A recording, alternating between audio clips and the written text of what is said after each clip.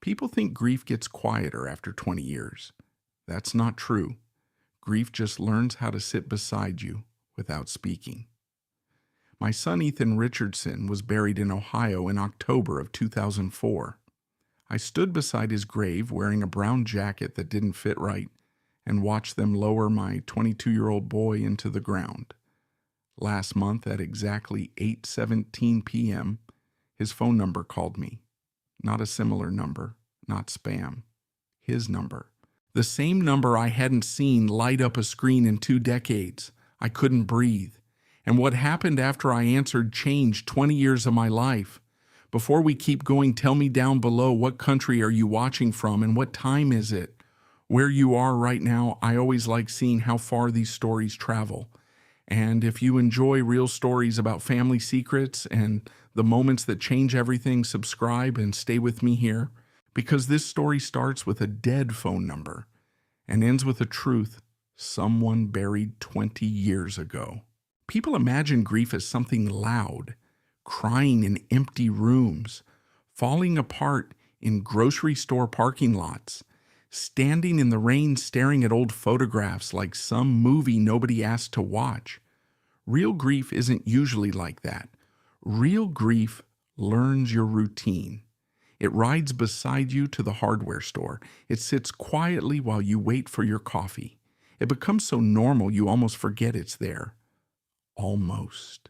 My name is Alec Richardson. I'm 64 years old and I live in a modest one-story brick house outside Toledo, Ohio, about 12 minutes from downtown if traffic behaves itself, and 25 if somebody decides Interstate 75 should become a parking lot. I've lived in the same place for 27 years, same driveway, same cracked basketball hoop Ethan used when he was 16, same maple tree out front that drops leaves directly onto my gutters every fall like it's holding a personal grudge. Life got smaller after my wife Maggie died 6 years ago. Not tragic smaller, quiet smaller. You know that feeling when a house stops sounding like itself? That's what happened. No second coffee cup beside mine. No television playing crime documentaries louder than necessary. No voice yelling, "Alec, don't forget milk," when I was already halfway to Kroger. Just silence. People talk about silence like it's peaceful. Silence can be mean. My mornings start the same way every day. 5:45 a.m. Wake up. Stretch slowly because my knees negotiated retirement before the rest of me did. Put on coffee, black, no sugar, no cream. My doctor says I should eat oatmeal. I say life already took enough things from me. At 6:15 sharp, unless Ohio weather decides violence is necessary, I drive my silver 2003 Ford Ranger to Rosie's Diner on Monroe Street. Rosie's isn't fancy. Chrome stools, scratched booths, coffee strong enough to remove paint from a wall. Perfect. Megan works mornings there, 26 years old. Purple streak in her hair. Calls everybody Han. Morning, Alec? Morning. Usual. Unless you suddenly hired a 5-star chef overnight. She laughs every single time. I don't know why. Some jokes survive on kindness. People know me there. Not because I'm important. Because old men become furniture in places if they stay long enough. I sit booth number 4, window side, read half the newspaper, pretend not to notice the same retired guys arguing about politics every Tuesday, then head home. Simple, predictable, safe. After Ethan died, predictable became important.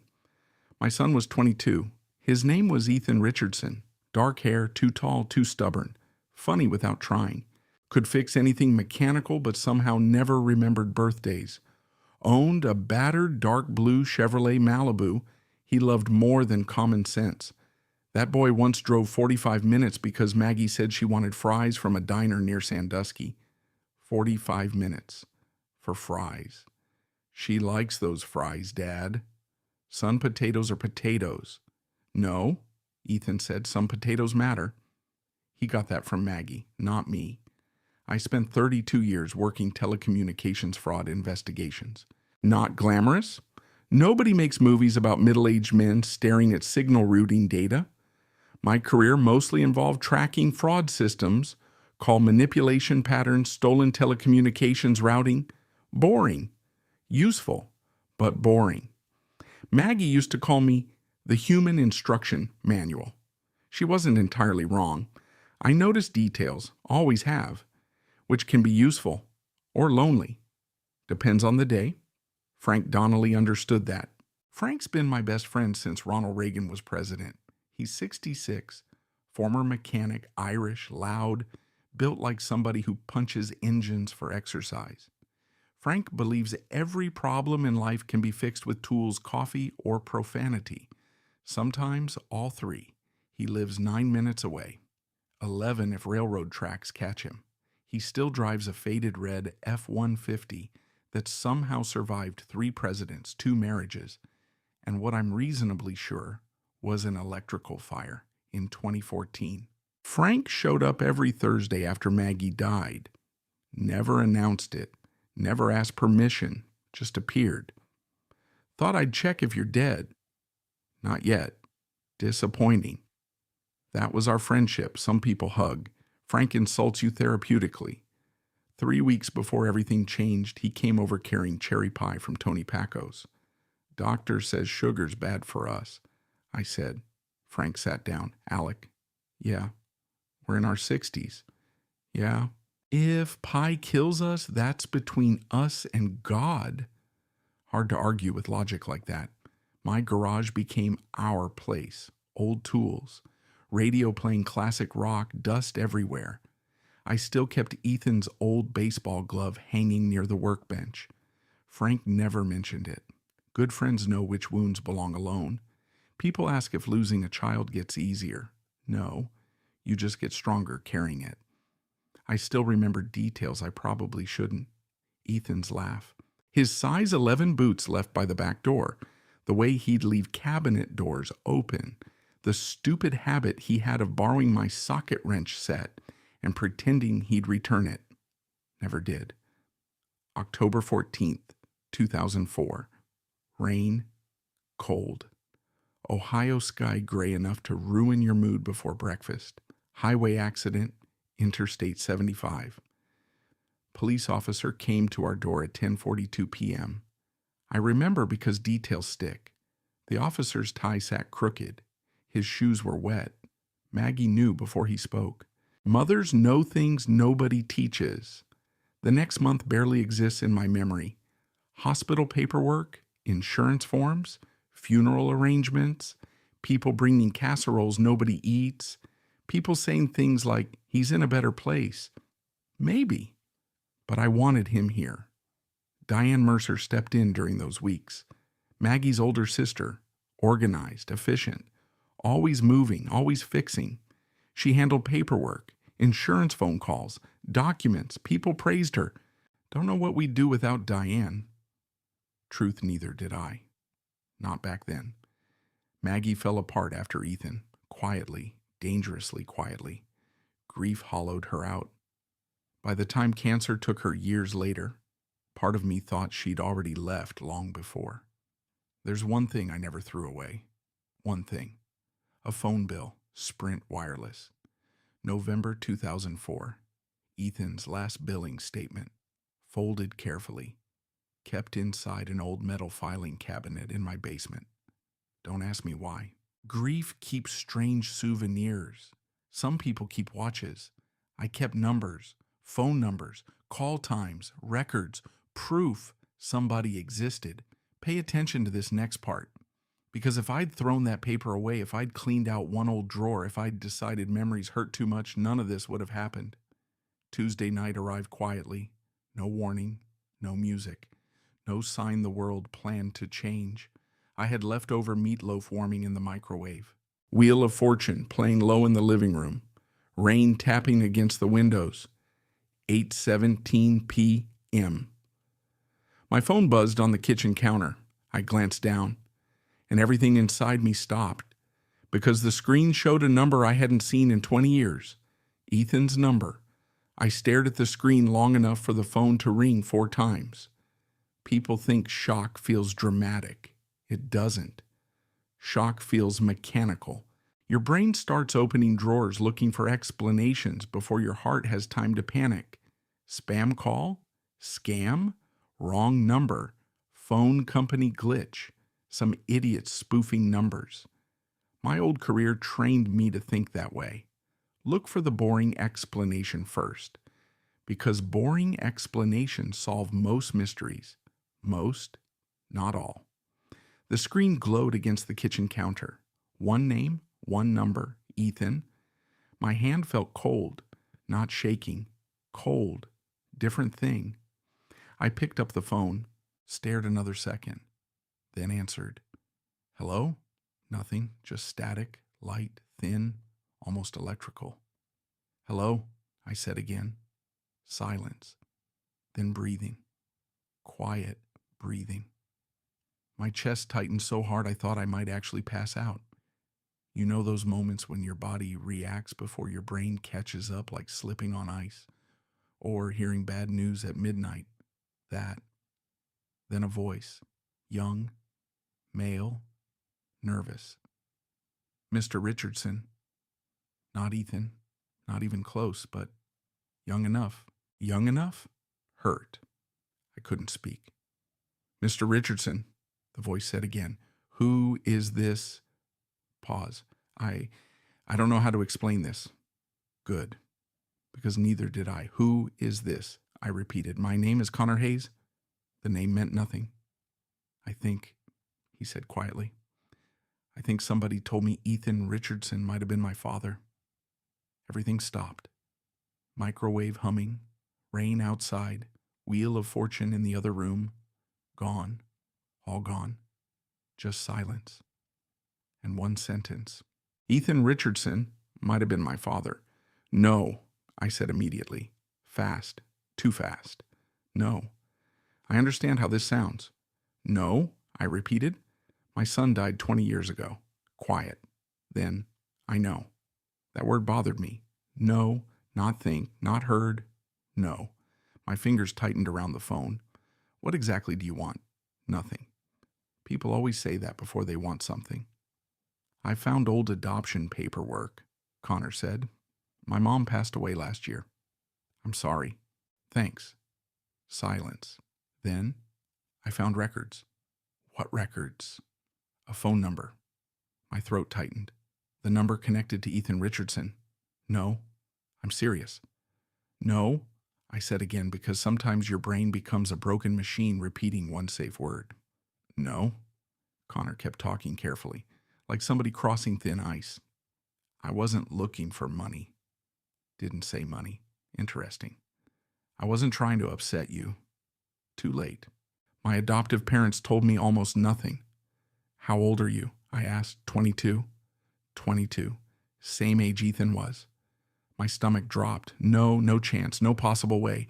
Math didn't fit. Timing didn't. My brain stopped. Wait. 22.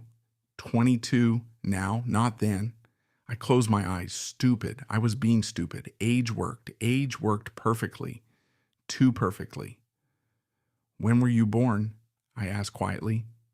September 2003. September. Ethan died October 2004. My grip tightened harder, hard enough my knuckles hurt. Stay with me here, because this next part matters. Details matter. Connor said he grew up outside Detroit, Michigan. Adopted young, his adoptive mother, Sarah Hayes, school librarian. His adoptive father, Michael Hayes, truck driver. Good parents, decent life, normal, too normal. Why now? I asked. My mom died 11 months ago. I'm sorry. Yeah. Silence then.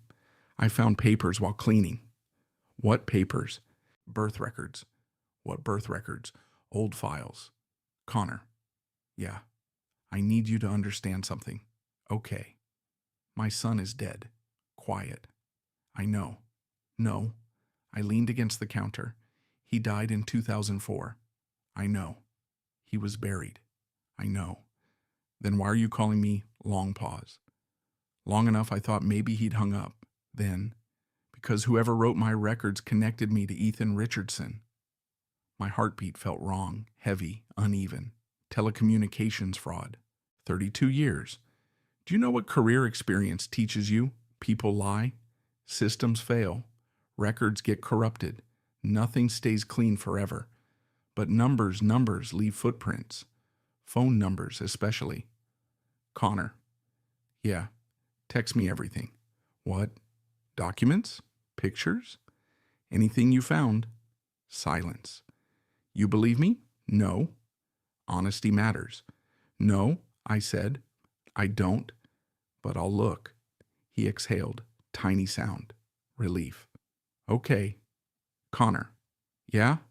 Don't call this number again tonight. Pause. Okay. Text only. Okay. Call ended. Kitchen silent again. Rain hitting windows. Microwave flashing 8:24 p.m. 7 minutes. Whole life moved 7 minutes sideways. Phone buzzed. Text message.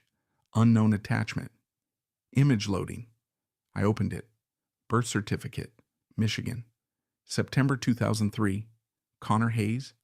Mother listed. Father blank. My eyes moved lower.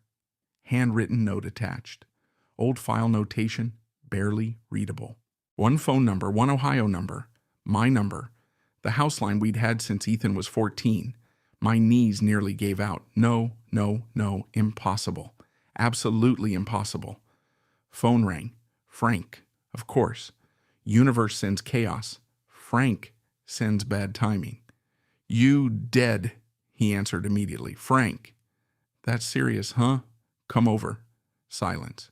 What's wrong? Just come over. You sound weird. Frank. I'm leaving now. 9 minutes later, headlights, truck door slam, boots, knock. Then Frank walking inside holding gas station coffee. You look terrible, he said. Thank you. No, seriously. I got a call. Scammer. No. Lottery. No. Politician. Worse. Frank sat down. What? I handed him my phone. He adjusted reading glasses. Looked. Read.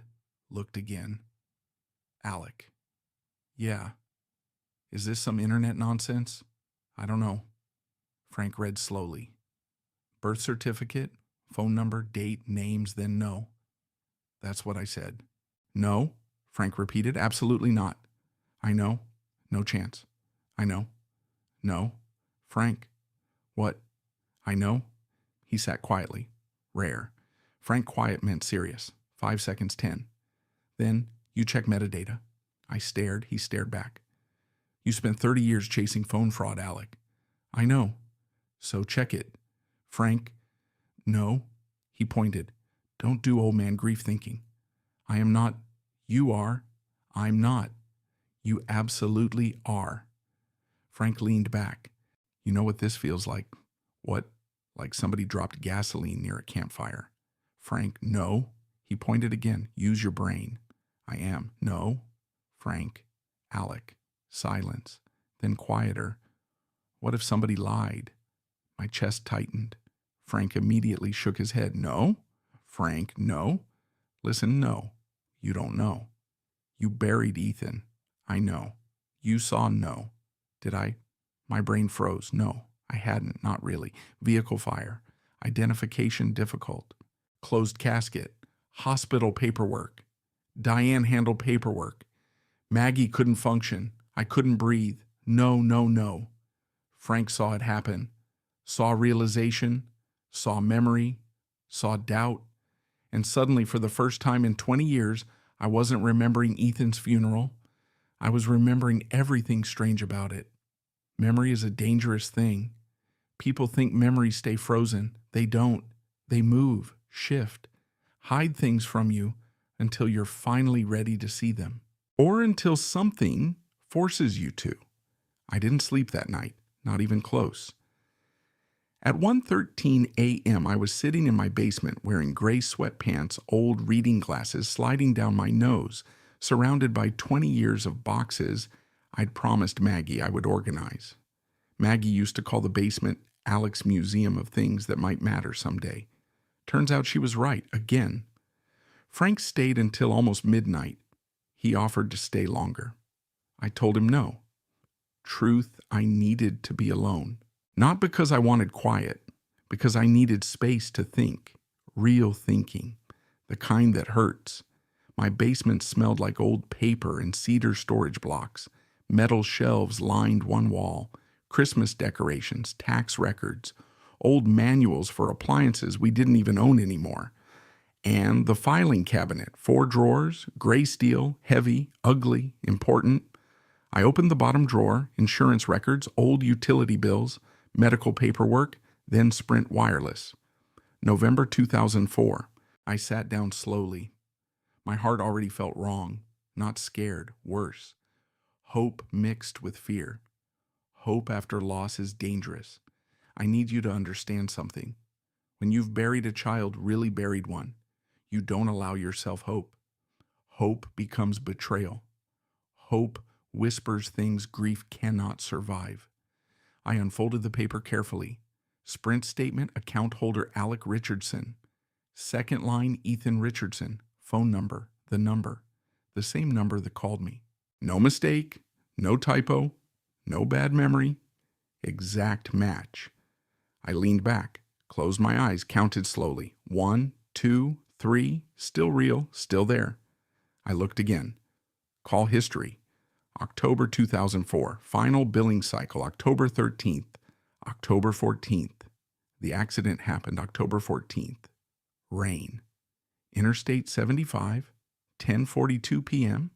Officer Reynolds, crooked tie, wet shoes, funny what stays. I scanned line by line, most calls normal, friends, work, Maggie, me. Then October 14th, 2:11 p.m. Unknown Michigan number, 7 minutes, Michigan. My stomach tightened. Connor lived in Michigan. No, coincidence. Had to be. People connect dots that don't belong together. That's how conspiracy theories happen. My old career taught me that. Data lies when people force it. I stood, walked upstairs, made coffee. At 1:47 a.m. Doctor would hate that. Doctor doesn't live inside my head. Back downstairs, back to work. Old instincts waking up. Frank called it once. The machine. You disappear into numbers, he told me years ago. You stop talking like a human. Maggie agreed. His brain goes somewhere scary. They weren't wrong. Telecommunications fraud investigation isn't exciting. Mostly patterns, timing, behavior, tiny mistakes. People think criminals get caught because investigators are geniuses. Most get caught because they're greedy. Greedy people rush. Rush creates mistakes. Mistakes create trails. I opened another folder. Hospital paperwork. October 2004. Mercy Health records. Police incident summaries. Insurance forms. Funeral documents. And then something strange. Not huge. Small. Dangerously small. Burial authorization. Signature line. Mine. Maggie's. Funeral director. Date. October 18th. Problem. Maggie's signature looked wrong. Not fake. Wrong. Different pressure. Different shape. My pulse quickened. No. Impossible. Grief changes handwriting. Stress changes handwriting. People change. But still. Wrong. I pulled another paper. Hospital release forms. Same week. Maggie's actual signature. Different. Subtle. But different. My chest tightened. No jumping, no assumptions. Stay logical. Stay boring. Boring explanations first. I pulled Ethan's death documents. Vehicle fire. Identification complications. Closed casket recommended. I remembered that. Of course I remembered, didn't I? I sat back. Wait. No. Not remembered. Accepted. Different thing. Pay attention to this next part, because this mattered. I never saw Ethan. Not after the accident. Hospital advised against it. Diane handled discussions. Diane Mercer, Maggie's older sister, organized, efficient, reliable. At least that's what everyone said. Diane made phone calls, scheduled meetings, handled insurance, ordered death certificates, talked to funeral staff. Don't make Alec do this, she'd told people. He's barely functioning. She wasn't wrong. I wasn't functioning. I was surviving. Big difference. I opened another folder. Insurance records, life insurance payout, $20,000, vehicle coverage, medical settlement, nothing unusual. Then another paper, different envelope, smaller, folded. I frowned, opened it. Additional policy, private supplemental coverage, employer-linked benefit, amount $214,000. I stared, read again. $214,000. No, no way, no. I never knew about this. Never. My hands felt cold again. Maggie never mentioned it. I never signed for it. Nothing. I checked payout records, beneficiary review, administrative handling, processing representative Diane Mercer. No, no, no. I stood too fast. Chair scraped concrete. My chest tightened, not because of money. Money meant nothing. Money doesn't replace sons. Money doesn't fix graves. Money doesn't bring back October 14th. But hidden money, hidden paperwork, hidden signatures, those matter. Because secrets travel together. I grabbed my phone. 2:31 a.m. Texted Frank. Alec, awake. Immediate response, of course. Frank, old men don't sleep, I called. He answered instantly. What happened, Diane? What about Diane? There was insurance. So, $214,000. Silence. What? I didn't know. You're sure? I'm looking at it. How didn't you know? I don't know. Alec. I know. No. Frank. No. His voice changed. Serious, dangerous. Tell me exactly what you're looking at. I did. Paper by paper, detail by detail. Frank quiet. Very quiet. Bad sign. Finally, when's last time you talked to Diane? 3 weeks ago. About nothing. Go see her. No. Why? Because this sounds insane. Good. What means you're thinking? I rub my forehead. This doesn't prove anything. I know. Diane helped us. I know. She helped Maggie. I know. She sat beside me at the funeral. I know. Frank. Alec. Silence. Then, you know what bothers me? Frank asked. What? Greedy people. Diane isn't. I'm not saying she is. Frank. I'm saying greedy people always think grief makes people stupid. I close my eyes. Rain outside. Basement quiet. Clock ticking. Memory moving. Shifting. Changing shape. Then another memory. Sudden, sharp. Voicemail. My eyes opened. Voicemail. Ethan. Day before accident. October 13th. I stood completely still. No chance. I still had it. Maybe, old cassette archive. Years ago, before cloud backups, before smartphones, I saved important voicemail recordings.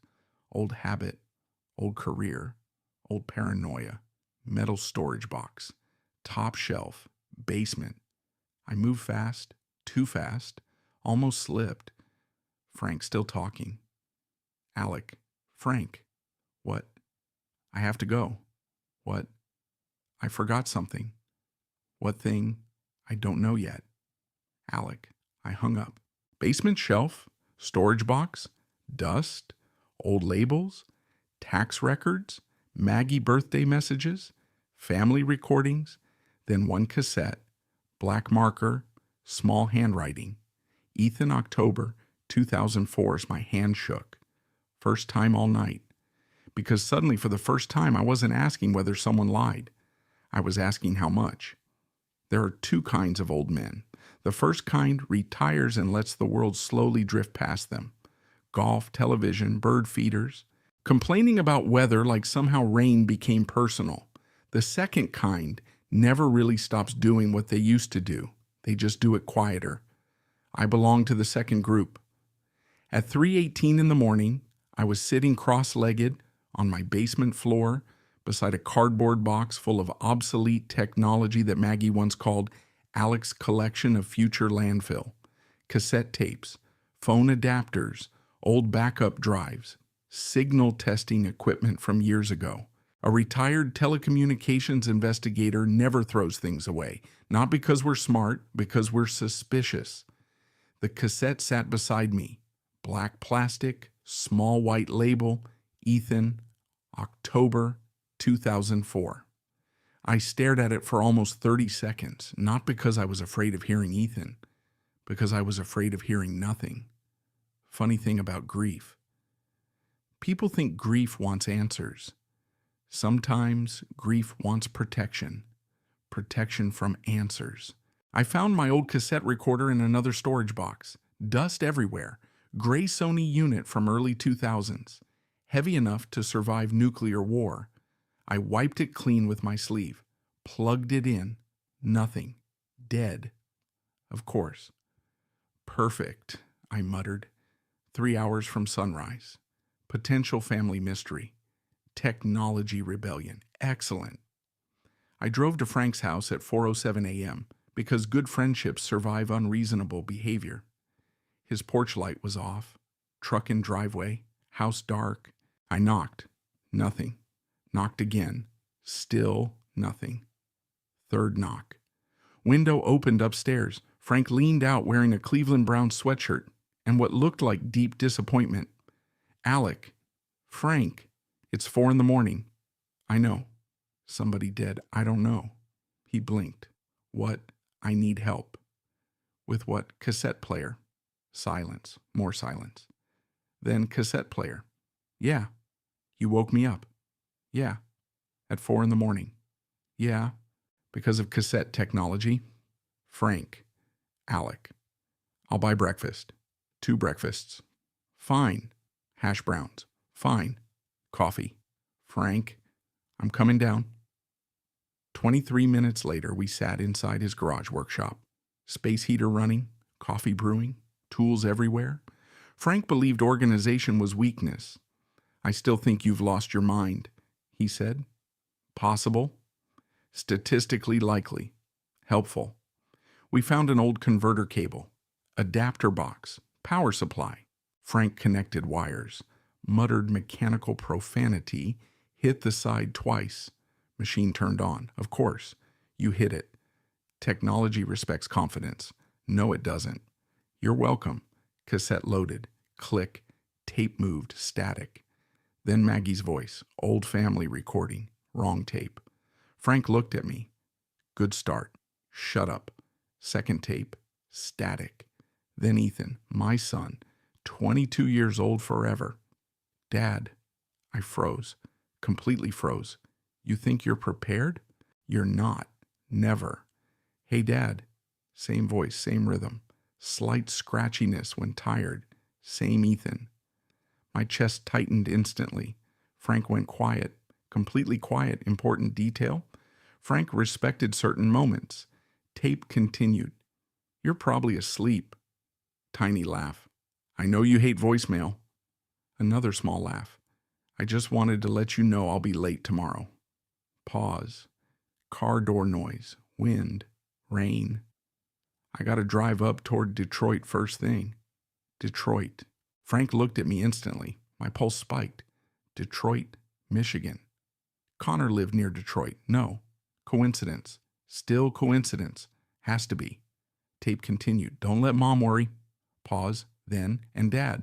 Silence, brief, tiny, but strange. I'll explain everything later. Click, end message, garage silent. Only heater noise. Coffee machine humming. Nothing else. Frank slowly leaned back. Well? Yeah. Detroit. Yeah. Explain everything later. Yeah. We sat there quietly, neither speaking, neither breathing much. Frank rubbed his jaw. You know what bothers me? What? Timing. Timing bothers me too. No. He pointed. Timing always matters to people like you. People like me. He wasn't wrong.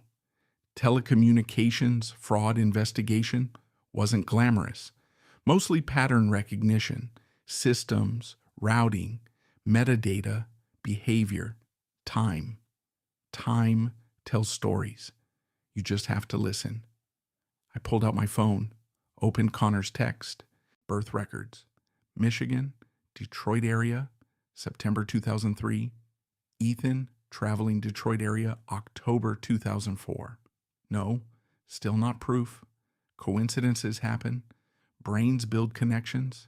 Dangerous, need facts, always facts. Frank, watch me. You disappearing into work brain. Maybe. I hate work brain. Work brain pays attention. Work brain also forgot Maggie's anniversary once. 1 time. 2. Frank. 3. Frank. Fine. Silence. Then quieter. What now?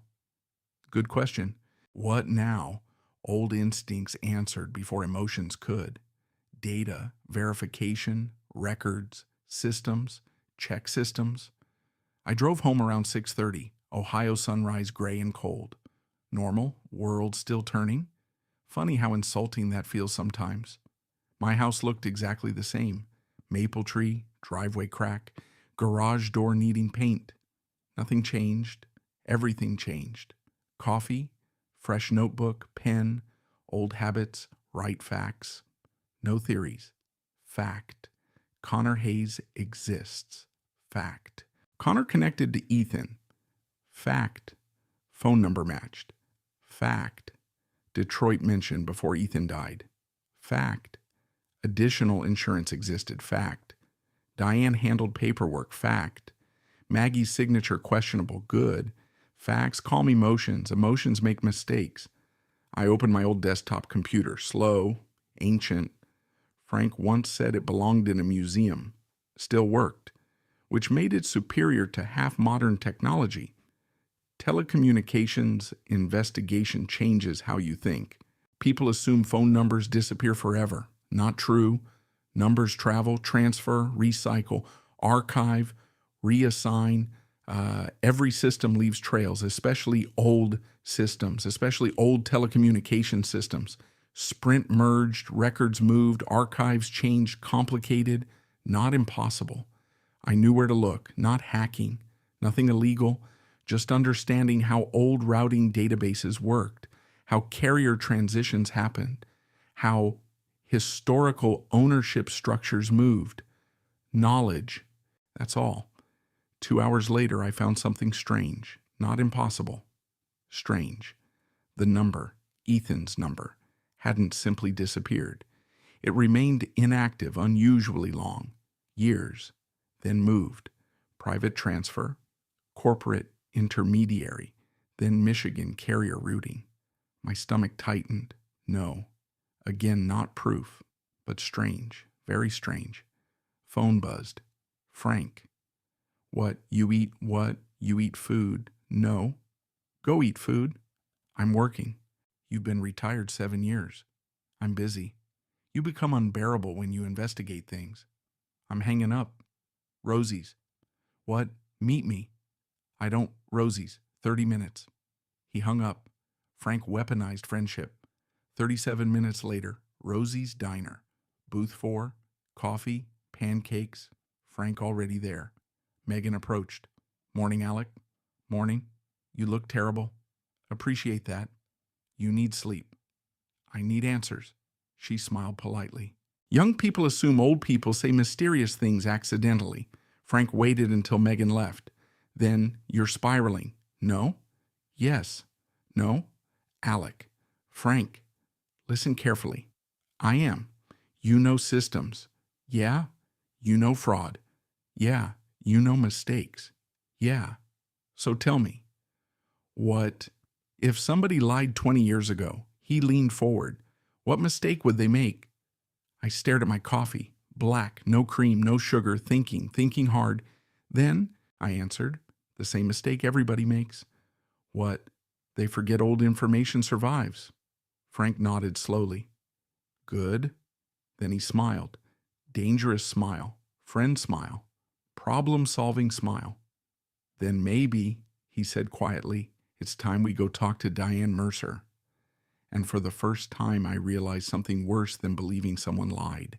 Believing someone I trusted might have helped bury it. You can drive 100 miles with a calm face and a completely broken mind. I learned that on Thursday.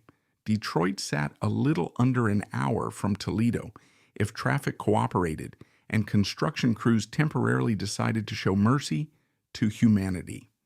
Construction crews rarely make that decision. Frank insisted on coming. I told him no 3 times.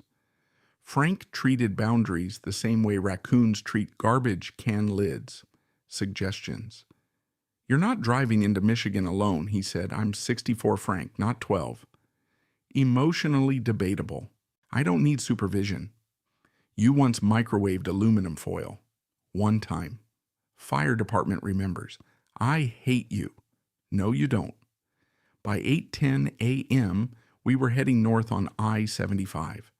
Gray Ohio sky, truck traffic, gas station coffee that tasted vaguely like melted batteries. Frank driving. Me staring out the passenger window. I wasn't good company. My notebook sat in my lap. Facts, questions, dates, phone records, insurance numbers. Detroit, October 2004. Connor Hayes. 22 years old. September 2003 birthday. My son's voicemail. I'll explain everything later. I kept hearing it, over and over, like grief found a new hallway inside my head. "You nervous?" Frank asked. "No." "Liar." "I'm thinking." "Dangerous hobby." I ignored him. "Want breakfast?" "No." "Coffee?" "No." "You gonna stare dramatically out windows all day?" "Frank." "What?" "I'm serious." "So am I." He glanced toward me. "Listen." "I am." "No theories yet." "I know." "No grief math." "I know." "No deciding things before facts." "I know." "Good." Silence. 5 minutes, 10. Then, "You think Ethan knew?" I asked. Frank tightened both hands on the wheel. "I don't know." "You think he knew?" I said I don't know. He said he'd explain something. "Yeah." "He drove toward Detroit." "Yeah." Alec. "What?" "We don't know." I hated when he was right. Around 9:35, Detroit traffic welcomed us the traditional way. "By making us regret existing," Connor texted. "Connor, Lafayette, and Rivard area. Small diner called Harper's Grill." Frank glanced over. "Kid picked diner food." "Apparently." "Good sign." "That's not evidence." "No." Frank smiled. "But good pie usually means good people." "That's absolutely not true." "You're negative today." I wonder why. Detroit looked exactly like cities always do. People moving, buses running, construction noise, coffee shops, office workers, normal life. Funny thing about carrying pain, you always expect the world to look different. It never does. Harper's Grill sat on a corner near older brick buildings. Nothing fancy. Red sign. Small parking lot. Windows slightly fogged from kitchen heat. Normal. Safe. Ordinary. My chest felt anything but ordinary. Connor sat near the window. Blue hoodie. Dark brown hair. Tall. Too tall.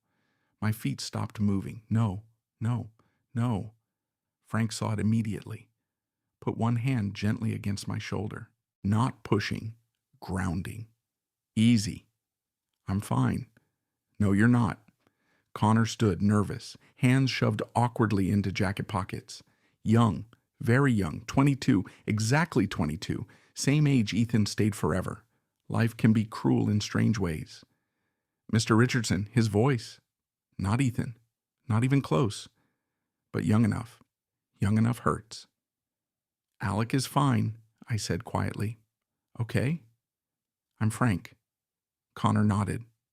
"Nice to meet you." Frank studied him carefully, too carefully. I recognized mechanic eyes, problem-solving eyes. Frank noticed details too, just different details. We sat. Waitress arrived, coffee, water, menu. Nobody touched menus. Connor swallowed. Hard. "Thanks for coming." "Yeah." "I didn't know if you would." "I almost didn't." Fair.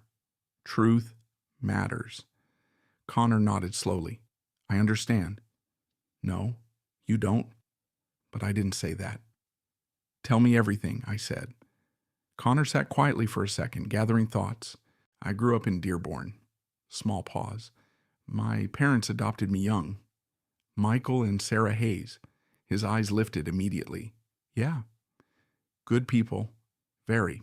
No hesitation. Good. Important. My mom died last year. I'm sorry. Yeah. Small smile. Sad smile. I found papers after.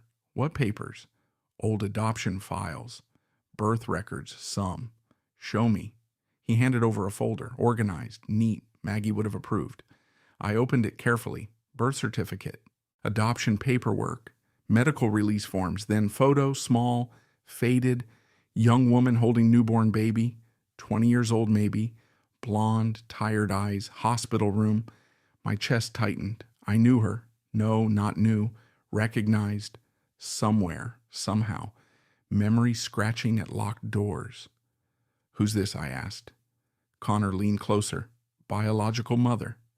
Name. Emily Carter. My stomach tightened. No, impossible. Emily Carter, Ethan's girlfriend. Summer 2003, college Toledo, 19 years old. Soft-spoken, nervous laugh. Maggie loved her. No, no, no. You okay? Frank asked quietly. No, not remotely. I kept reading. Hospital records, temporary guardianship, private adoption processing, Michigan. Wait, no. My eyes moved lower. Date, final transfer, November 2004. 1 month after Ethan died. I stopped breathing. Frank leaned closer. What? I handed paper over. He read. Expression changed instantly, dangerous, focused. What the hell? He whispered. Connor shifted nervously. What? I looked up. When did you find these? 8 months ago. Why call now? I wasn't sure. Sure about what? You. What? My mom, Sarah. Pause. Before she died, she told me something. Cold, sudden, sharp. What? She said if I ever looked. Connor swallowed hard. Look for Alec Richardson. My hands tightened. No, no, no. Why? I don't know. You asked. She wouldn't tell me. Connor, I'm serious. Why wouldn't she tell you? She said pause. Long pause. She said some people made choices because they were scared. Nobody spoke. Restaurant noise blurred away. Coffee cups. Kitchen sounds. Silverware. Gone. Only one thing left. Scared. People made choices because they were scared. Frank slowly folded the paper. Careful, controlled, dangerous. Kid? Connor looked up. Yeah? Frank pointed. Tell us everything about Emily Carter. Connor nodded slowly. Okay. And for the first time I realized this wasn't about whether Ethan survived. This was about what survived him. There's a specific kind of fear that shows up when a memory starts changing shape. Not disappearing, not fading, changing.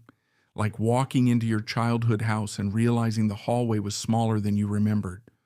Or hearing a story your family told for 20 years and suddenly noticing the part nobody ever explained. That drive back from Detroit felt like that. Frank drove. I stared out the window. Again, he let me. Good friends know when silence needs room. Connor stayed in Detroit. We promised we'd talk again. Promised. Funny word. Promises matter differently after loss. The sky over Ohio looked heavy when we crossed back toward Toledo. Clouds low, cold wind, late October trying to become winter. I sat with Connor's folder on my lap. Emily Carter, 19, Ethan's girlfriend, summer of 2003, college kids, young, stubborn, completely convinced life would wait for them. Life never waits. You okay? Frank asked. No. Good. What? Means you're honest. I rubbed my forehead. I should have known. Known what? Something? Alec? What? Stop. I missed something. No. I did. No. Frank, you buried your son. Silence. That changes people. I still should have known. No. His voice sharpened, rare. You don't get to do that. What? Punish yourself because somebody else lied. We don't know that. Yeah, he said quietly. We do. That bothered me, because part of me knew he might be right, and another part still hated it. Diane Mercer, Maggie's older sister, 62, organized, practical, church volunteer, treasurer for 2 local charities, Christmas cards every year, perfect handwriting, perfect manners, perfect casseroles. People trusted Diane. People trusted Diane because Diane acted like someone who deserved it. I trusted Diane. Maggie trusted Diane. After Ethan died, especially after Ethan died, Diane became the person holding pieces together. Insurance, phone calls, funeral arrangements, paperwork. I remembered that. But now memory started moving. Small things first, little details, little strange moments. I remembered sitting at our kitchen table October 2004, hands shaking, coffee cold, Diane standing near the counter. Alec, she said gently, you don't need to handle this. I can. No, I said I can. Please. Soft voice, careful voice, kind voice. I'll help. Back then, kindness felt like oxygen. Now I wasn't so sure. By 4 that afternoon, I sat in my garage staring at Ethan's old baseball glove. Frank sat nearby drinking coffee. 3rd cup, possibly 4th. Say it, he said. What? You're thinking. No. You get wrinkle lines right here. He pointed toward his forehead. I don't have wrinkle lines. Alec, Frank, say it. I leaned back. Garage heater humming softly. Cold air sneaking under the door. Tools hanging neatly. Maggie made me organize them years ago. She said chaos made me grumpy. She wasn't wrong. I keep thinking about Diane, I admitted. Good. That's not good. It is. No. Why?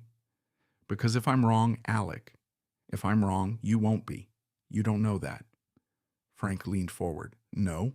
Quiet. I don't. Silence. Then, but greedy people leave fingerprints. That sentence stayed. Fingerprints. My whole career, fingerprints, not literal, behavioral, patterns, mistakes, timing. People tell on themselves, especially arrogant people, especially people who think they're smarter than everyone else. Pay attention to this next part, because this matters. Arrogant people don't prepare for questions. They prepare for accusations. Big difference. Accusations make people defensive. Questions make people careless. Thursday night, 7:18 p.m. I called Diane. Hello, same voice, controlled, warm, careful. Alec. Diane. Oh, honey, honey. She only called me honey when she wanted something. Memory changing shape again. You okay? She asked. Yeah. You sound tired. Long week. I understand. No, you don't. Can I stop by tomorrow? I asked. Small pause. Not long. Small? Enough. Of course. You busy? No. You sure? Alec. Small laugh. You don't need permission. I know. You okay? Yeah. You sound strange. No. Are you sure? Yeah. Silence. Then, Frank, okay. My eyes narrowed. Interesting. Not Maggie, not me. Frank. Because Diane knew Frank stayed close. Frank asked questions. Frank noticed things important. He's fine. Good. Pause. You need anything? No. You sure? Yeah. Small pause, then, okay. Call ended. Frank looked up immediately. Well, yeah. What did you hear? Nothing. Liar. Nothing useful. Liar. I sat quietly, thinking. Replay. Tone. Timing. Words. Old instincts. Telecommunications fraud investigations train you to hear behavior. People reveal themselves. Speed. Hesitation. Emphasis. Breathing changes. Micro pauses. Fear has rhythms. Confidence has rhythms. Something felt wrong, not proof, pattern. Different. Friday morning, 8:42 a.m., Sandusky, Ohio. Diane lived there now. Small 2-story house near a quiet neighborhood lined with old trees and careful lawns. I hadn't been there in months. Frank came. Of course. I'm not staying in car. Didn't ask. You would have. Probably. House looked nice. Nicer than I remembered. New landscaping, new shutters, new SUV, black Acura MDX. Frank noticed immediately. Huh. What? Retirement paying well. Frank? What? Diane worked. Yeah. Saved. Yeah. Smart. Yeah. He nodded slowly. Okay. We walked up. Door opened before we knocked. Diane smiled. Controlled. Perfect. Alec. Hug. Perfume. Vanilla. Same perfume. 20 years. Same. Frank. Die. Living room. Coffee. Cookies. Family photos. Normal. Safe. Perfect. Too perfect. You look tired, Diane said. Long week.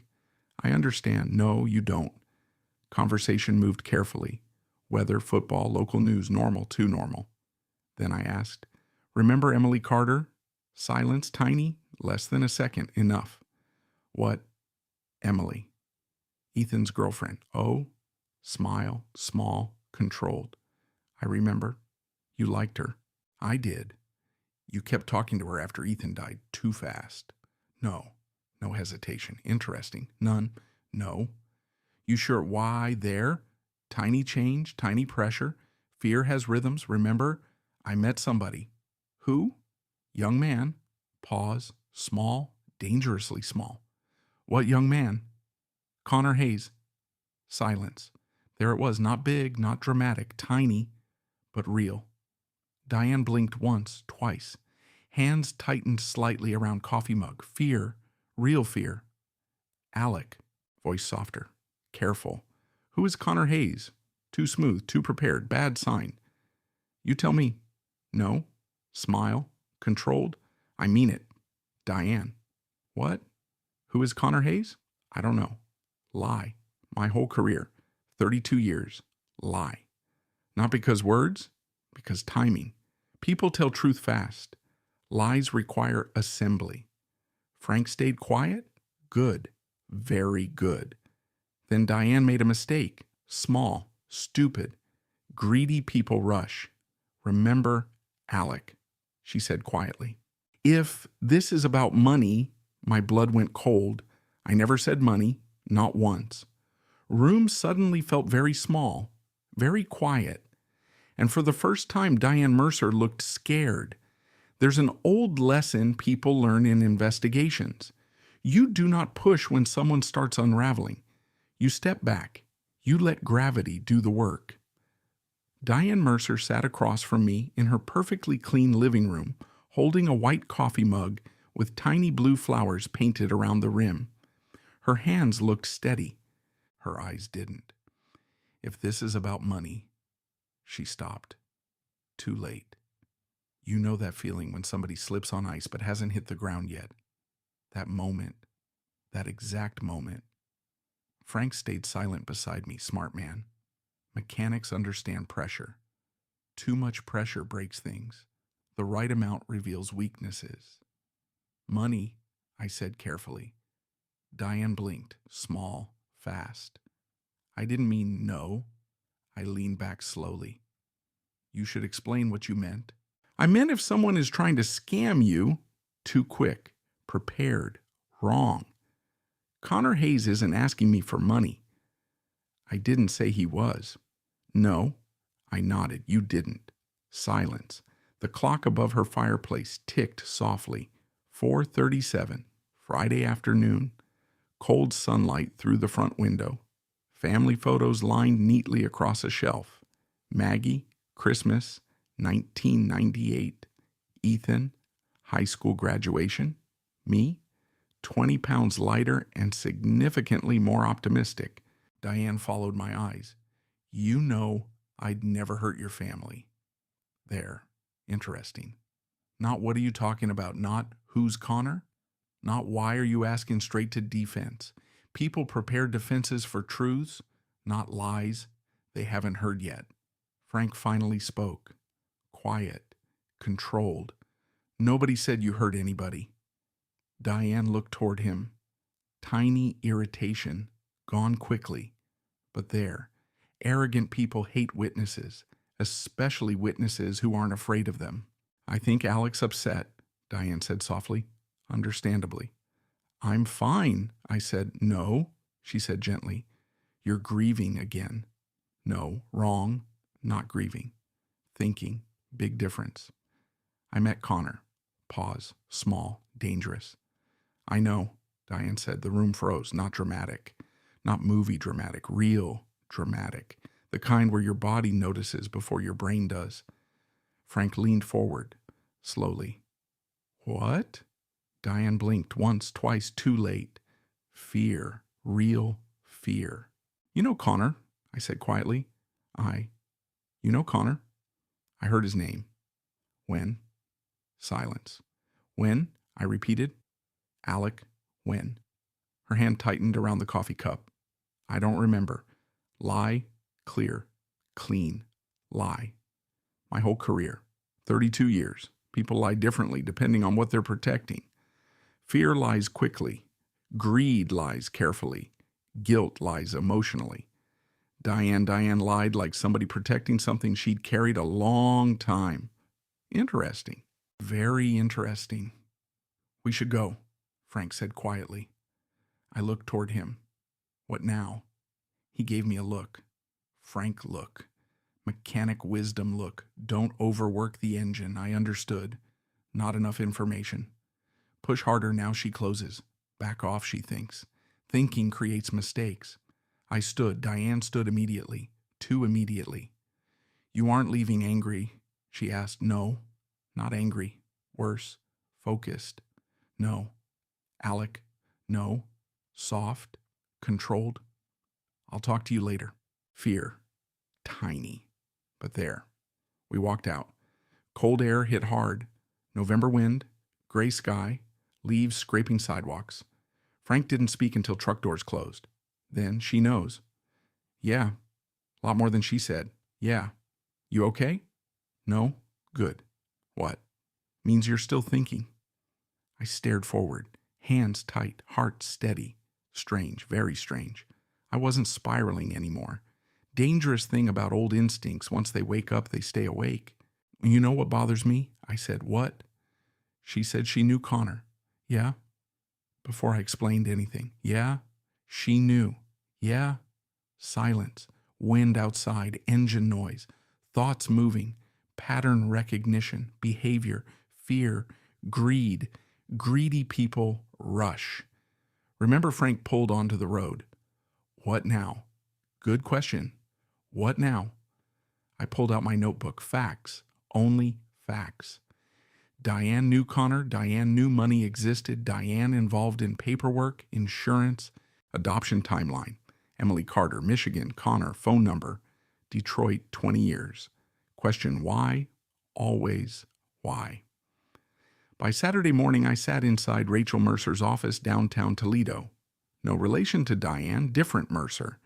Rachel Mercer handled probate law, estate disputes, inheritance fights, sharp woman, mid-50s, dark blazer, silver reading glasses.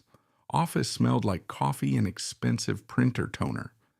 I'll say this carefully. Rachel said, good. 20 years changes records. I know. Some documents disappear. I know. Some don't. I know. She folded her hands. What exactly are you asking me? I slid papers forward. Insurance records, timeline notes, adoption dates. She read quietly. No interruptions. Good sign. Lawyers interrupt when they're bored. Rachel wasn't bored. She looked up. Question. Okay. Who handled beneficiary administration for Ethan Richardson's supplemental policy? Diane. You sure? Paperwork says administrative processing. What? Strange. What's strange? Beneficiary review doesn't usually happen like this. Cold, sharp. What do you mean? Depends. Rachel. I'm serious. She adjusted glasses. Who received funds? I don't know. You should. I never knew policy existed. Rachel stared, long, careful, then, that's a problem. How big? Potentially very. Good. No, not good. Important. Different thing. Can records still exist? Maybe. 20 years? Depends on who wanted them kept. Interesting. Very interesting.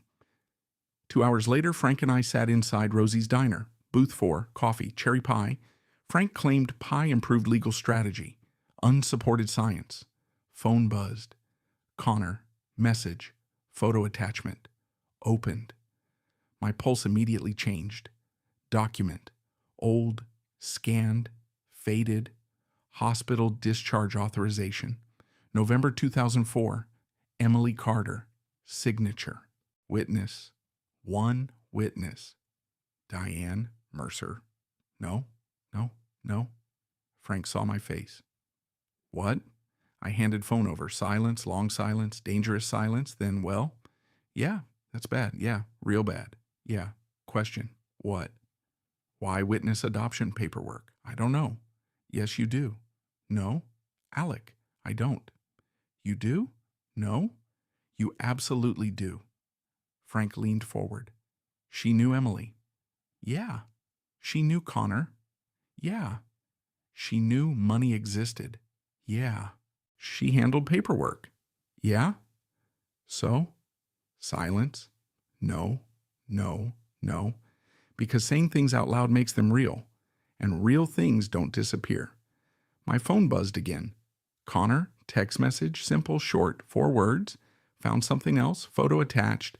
I opened it, read once, twice, third time, couldn't breathe. Frank reached across table. What?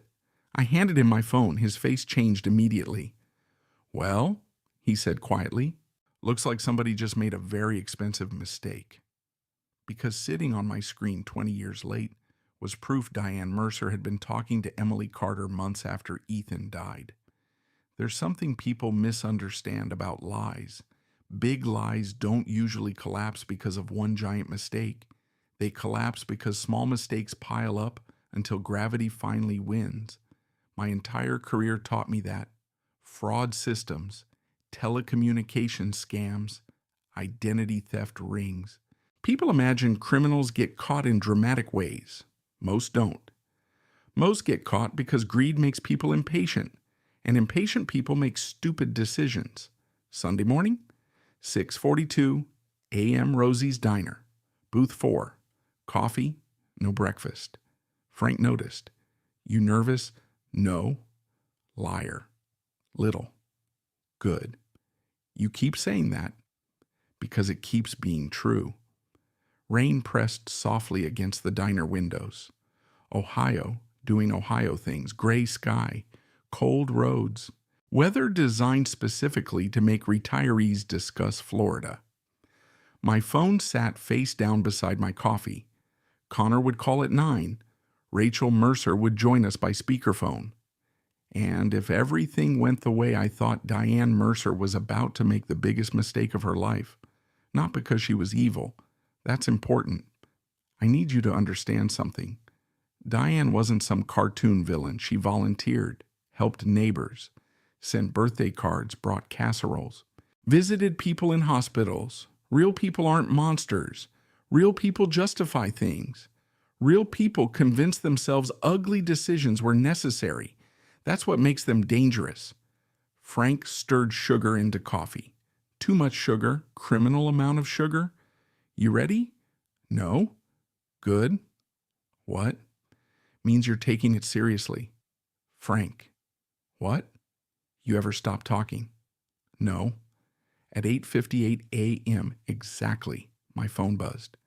Connor. Morning, he said. Young voice, steady, nervous underneath. Rachel joined 30 seconds later. Professional, calm, prepared. Connor, Rachel said, you understand we're not accusing anyone yet. Yeah, we're gathering information. Okay. And Alec, yeah, you're not speaking unless necessary. I know. No emotional reactions. Rachel, I'm serious. Frank leaned toward me. I like her. Traitor. I appreciate competence. Plan was simple. Simple wins. Always. Connor would call Diane. Connor would say he found more records. Connor would suggest he intended to pursue legal review regarding biological family connections. Nothing false, nothing illegal, nothing dramatic, just pressure. Pressure reveals truth. Greed accelerates mistakes. 9:03 a.m. Connor dialed. Speakerphone ring 1, 2, 3. Diane answered. Hello? Warm? Gentle? Careful? Connor spoke. Hi. Pause. Who's this Connor Hayes? Silence. Tiny. Dangerous. Connor. Interesting. No confusion, no hesitation, straight recognition. Rachel quietly wrote something down. Good. Very good. I found more paperwork, Connor said. Silence. Then, oh. Not what paperwork? Not what do you mean? Just oh. Fear. Fear has rhythms, remember. I found records about Emily Carter. Long pause, long enough, dangerous enough. Connor. And Ethan Richardson. Silence. Then, what do you want? Frank slowly looked toward me. Rachel wrote again. I stayed quiet, breathing carefully, thinking, always thinking. I just wanted answers, Connor said. You have parents. Cold, sharp, unexpected. You have parents. Room went quiet. Rachel stopped writing. Frank slowly leaned back. Interesting. Very interesting. Connor swallowed. They're dead. Silence. Long. Real. Then, I'm sorry. First genuine thing she'd said. Interesting. Very interesting. But this won't help anyone. There are records. Connor, there are papers. Connor, there are things people hid. Long silence, then danger. Real danger. How much do you know? Rachel lifted her eyes immediately. There it was. Not what are you talking about, not hidden what, not explain. How much do you know? Greedy people always skip steps. Always.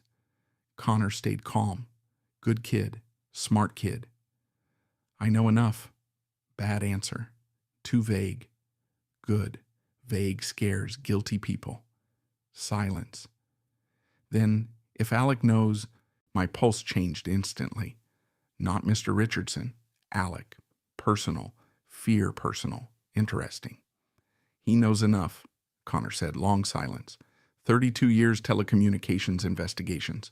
You learn silence matters. People fill silence. Greed hates silence. Greed rushes. Diane rushed. Connor. Voice softer now. Careful. Controlled. If this becomes public, Rachel immediately wrote harder. Fast. Very fast. Interesting. What becomes public? Connor asked. Pause. Small. Deadly. Nothing. Lie. Clean. Fast. Fear. Connor. Yeah. You seem like a good young man. Frank quietly rolled his eyes. Manipulation, obvious. You had a good family. Silence. You should leave this alone. Why? Because. No. Connor, no. Long silence. Then greed. Greed finally showed up. Right on schedule. If this is financial, Rachel mouthed there are ways to help? Room froze. Completely. Connor stayed quiet. Good. Very good. Help, he asked. If money is making life difficult. My hands tightened, not because surprise, because confirmation. Frank slowly exhaled. Rachel writing nonstop now. How much? Connor asked. Small, careful, perfect. Silence, fear, calculation, greed, calculating. Then Diane Mercer destroyed herself. I could arrange $214,000. Nobody moved, nobody breathed, nobody. $214,000. Exact amount, insurance amount, exact, perfect. Impossible to explain away. No accident, no misunderstanding, no coincidence. Exact. Greed, impatience, arrogance. 3 things. Always deadly together. Rachel slowly removed her glasses. Frank leaned back, closed his eyes. Not because surprised, because done. Done, finished. Connor whispered quietly. Why that number? Silence. Real silence. Danger. Silence. Then Diane spoke, too fast, too emotional, too late. Because it belongs to Ethan. My chest stopped. Everything stopped. No, no, no.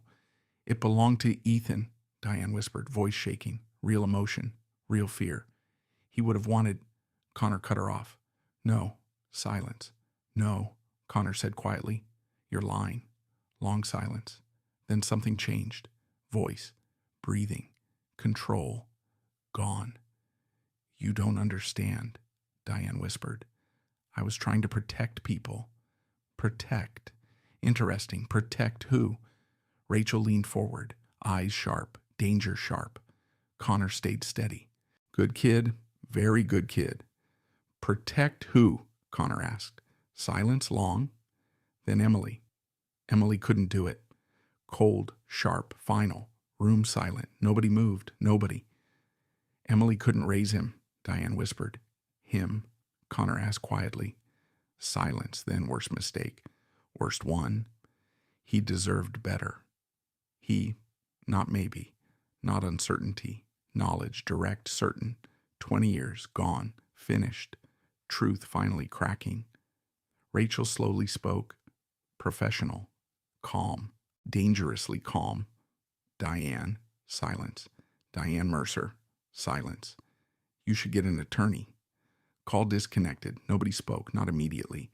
Rain outside, coffee cold. Rosie's diner humming quietly around us. Normal life continuing, like always. Frank finally spoke. Soft. Quiet. Well, nobody laughed. Nobody. Because sitting there holding cold coffee staring at rain, I realized something. I hadn't lost Ethan twice. I'd lost 20 years.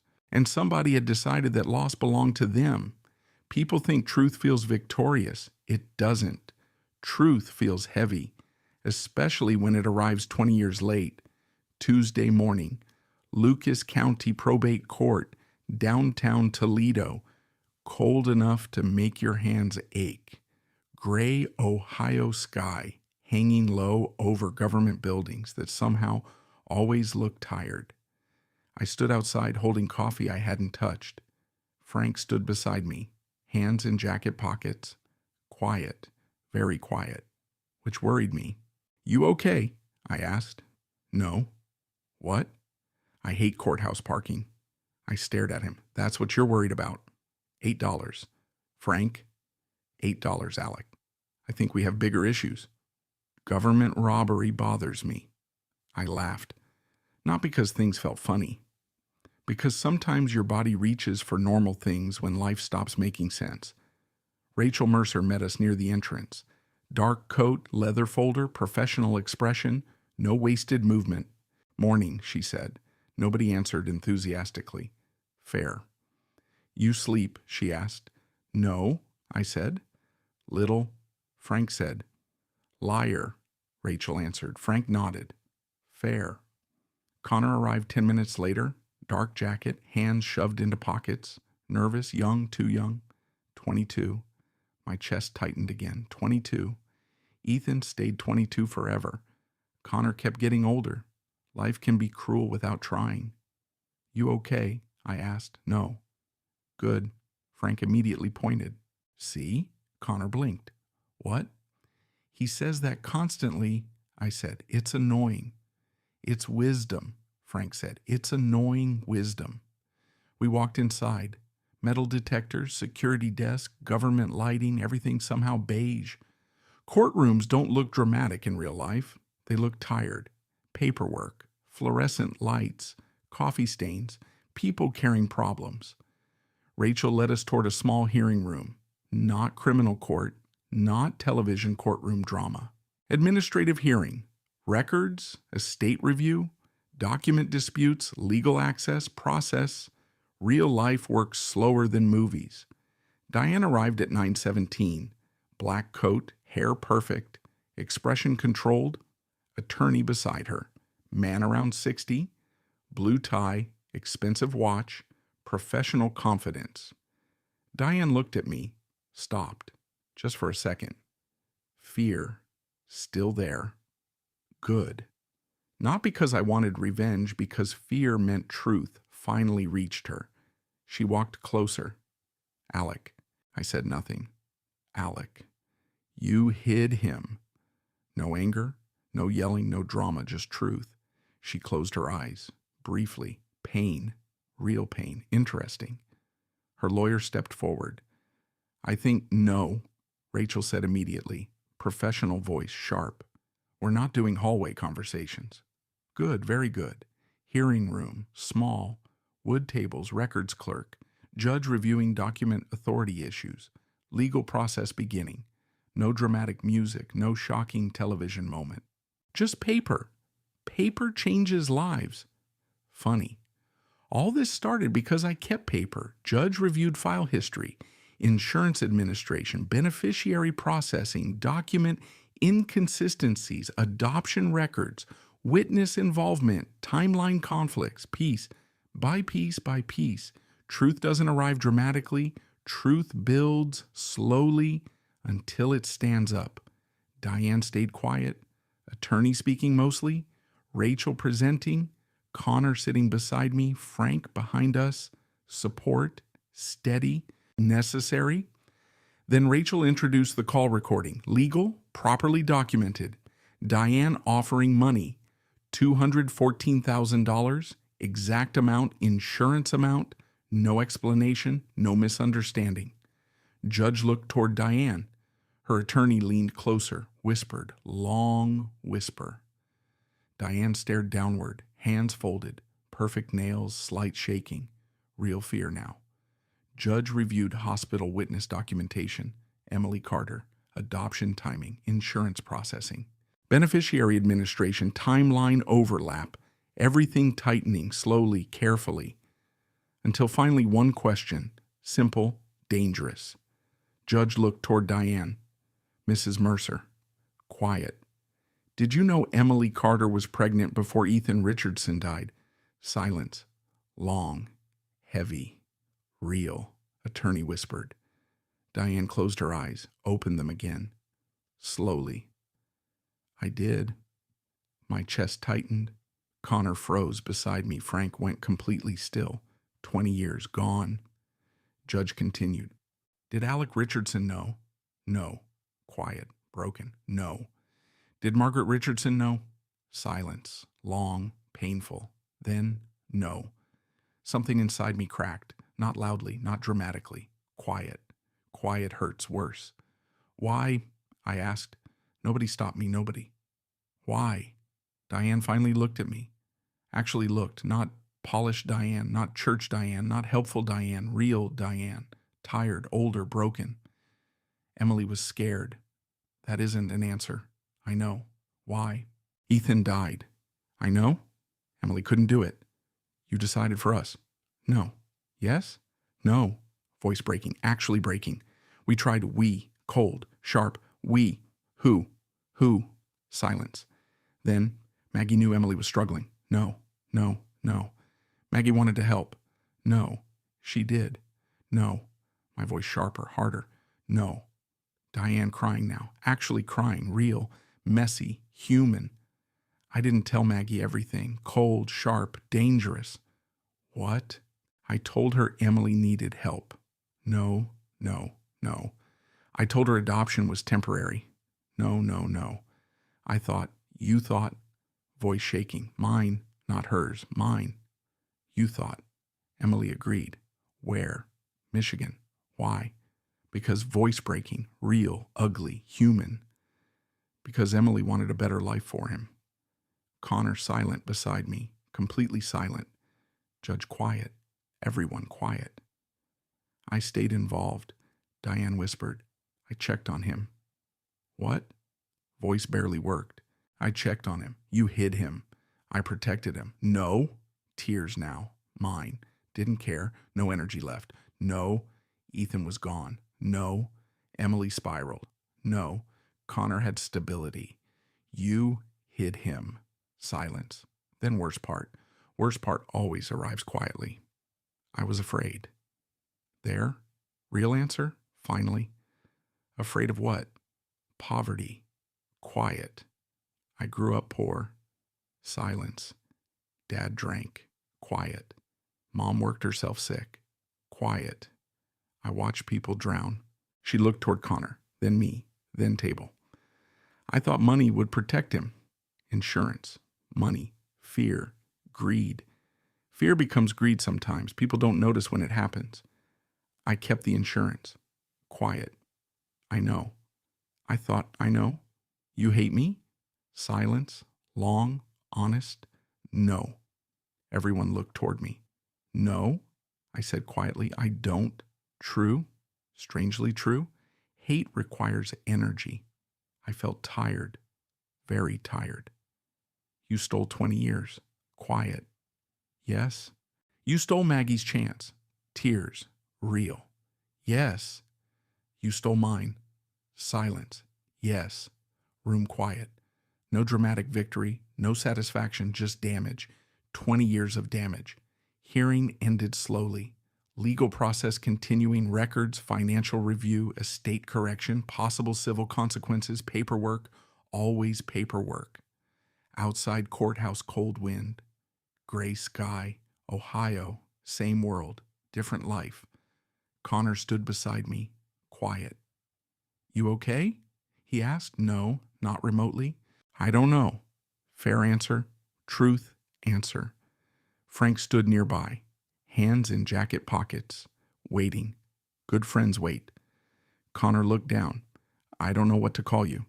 That hit harder than court, harder than truth, harder than Diane. I looked at him, really looked, young, scared, trying, just trying. You don't have to call me anything, I said quietly. Not yet. Because truth gives answers, but answers don't automatically build families. People think healing feels big.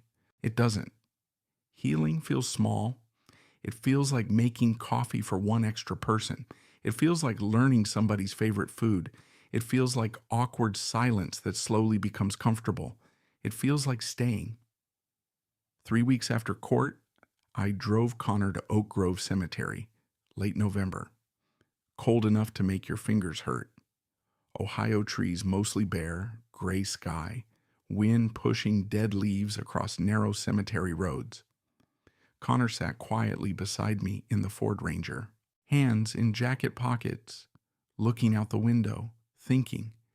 We'd done a lot of that lately, thinking, talking too, slowly, carefully, not forcing things. You can force furniture into place. You can't force family. Frank understood that better than anybody.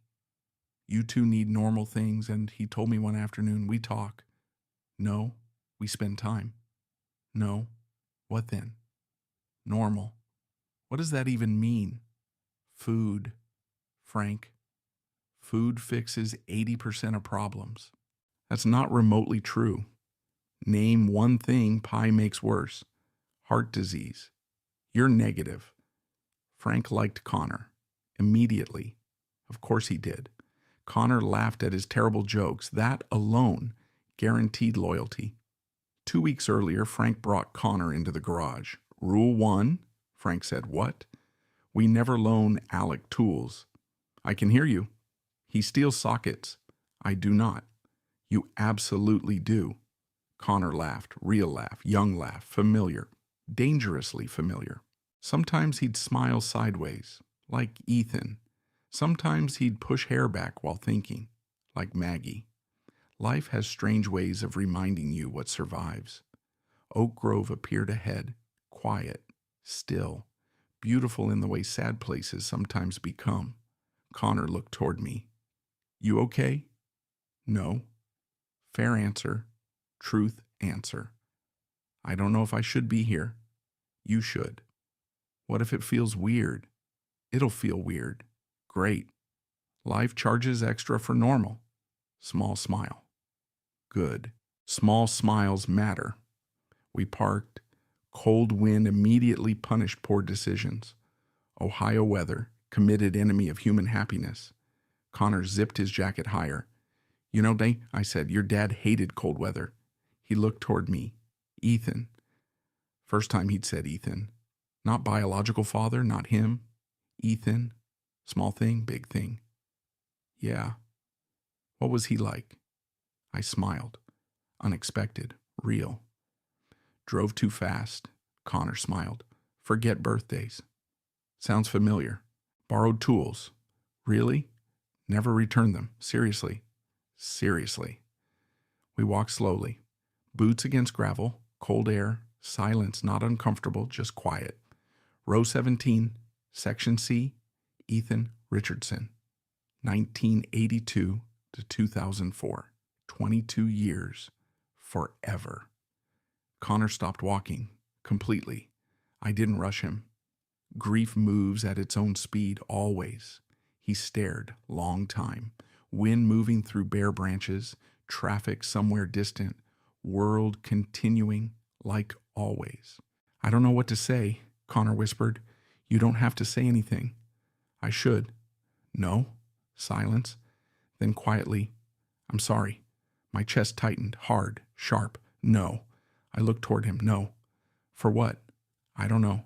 No. Tears. Unexpected. Mine, not his. Mine. You don't apologize for surviving. Silence. I should have known you. Voice breaking. His, not mine. I should have known him. Cold air. Gray sky. 20 years. You know him now, I said quietly. Connor stared at the stone. Long time. Then he would have liked me. I almost broke. Almost. He would have loved you. Truth. Simple truth. Wind moved harder. Leaves shifting softly. I stood beside my son's grave. Grandson beside me. 20 years stolen. Something still surviving anyway. Funny world. Cruel world. Beautiful world. All three. We stayed almost 40 minutes. Stories. Small stories. Ethan getting suspended once because he defended another kid. Ethan driving 45 minutes for fries Maggie liked. Ethan pretending he could cook. He absolutely could not. How bad? Connor asked. He once burned soup. Soup. Soup. That's impressive. It honestly was. Small laugh. Good. Important. Human. On the drive home, Connor fell asleep. Passenger seat. Head leaning slightly toward window. 22 years old. Young man. Trying. Healing. I glanced over once at a stoplight. Strange thing. Life didn't feel fixed. Not remotely. Diane faced consequences. Financial review. Legal accountability. Civil complications. Truth entered places. Truth should have entered 20 years ago, but punishment doesn't repair time. Time stays gone. I visited Diane once before Christmas, not because forgiveness happened, not because everything healed, because life isn't television. Closure rarely arrives dramatically. Nursing facility. Smaller room. Quieter Diane, older somehow. Fear gone, mostly. Regret stayed, heavy, real. I ruined everything, she said quietly. No. She looked toward me. No. No.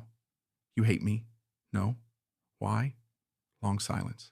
Long, honest silence. Because hate means carrying you forever. Quiet. I carried enough already. She cried. Real crying, human crying, not villain, not monster, person, broken person. People become dangerous when fear convinces them control equals love. Diane learned that too late. A lot of people do. Christmas arrived quietly. Snow. Frank burning dinner accidentally. Tradition. Connor helping hang lights badly. Also, tradition now. Too high, Frank said, and it's fine. No, it looks good. It looks stupid.